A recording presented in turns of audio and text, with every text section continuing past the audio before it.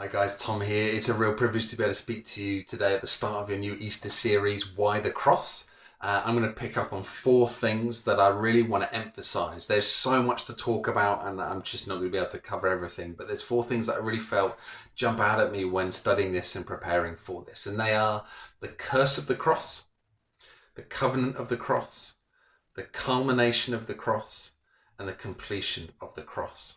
I'm going to try and race through these as much as possible, but cover them as best as I can. The first is the curse of the cross. In Galatians 3:13, it says this, that Christ redeemed us from the curse of the law by becoming a curse for us.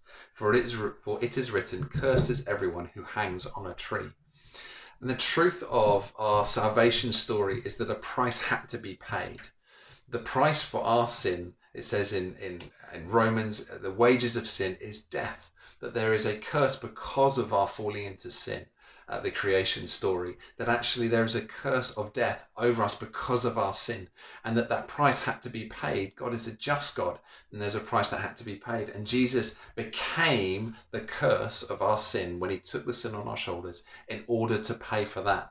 And isn't it just amazing when you read about the cross and you read about what it was in those days, that there's this social curse. There was a shame that was laid and put on people when they went to the cross. There was the mocking of those that walked by and shouted at them. And there's recordings of that in the stories of Jesus' death.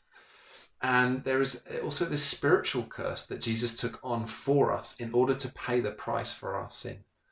And we know this. And if you've been a Christian for any length of time, you would have been told this. But sometimes it can become something that is just fact, that is just something that we know, and it doesn't bear any weight or any result or any outworking in our lives, what Jesus did in becoming a curse, which literally means that the sin and him, the curse, were indistinguishable. He became that for us and for our purpose, when actually that belonged to us. That was our debt to pay. He paid that debt. And he paid it by hanging on a cross for our sins.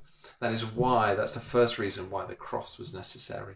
The second reason I want to pick up was a covenant, that actually at the cross, God reinstituted, reaffirmed, and almost reorganized his covenant under Jesus.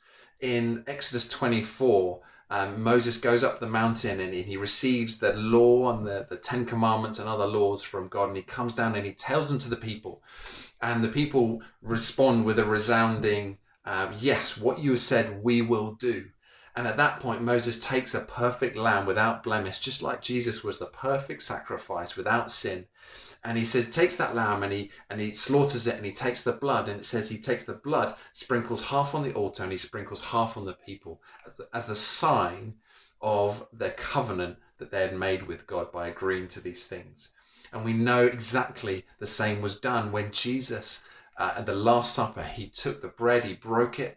It was as a sign of his body breaking for the people. And then he took the wine and he said, this is my blood, the blood of my covenant with you. The cross was necessary because Jesus' blood had to be spilled as the perfect sacrifice to bring us into covenant relationship with God.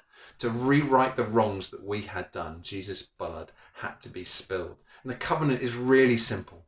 The covenant for us is so simple, and it is that God would be our God and we would be his people. That is it. That we would be dedicated, that we would be in relationship with him fully.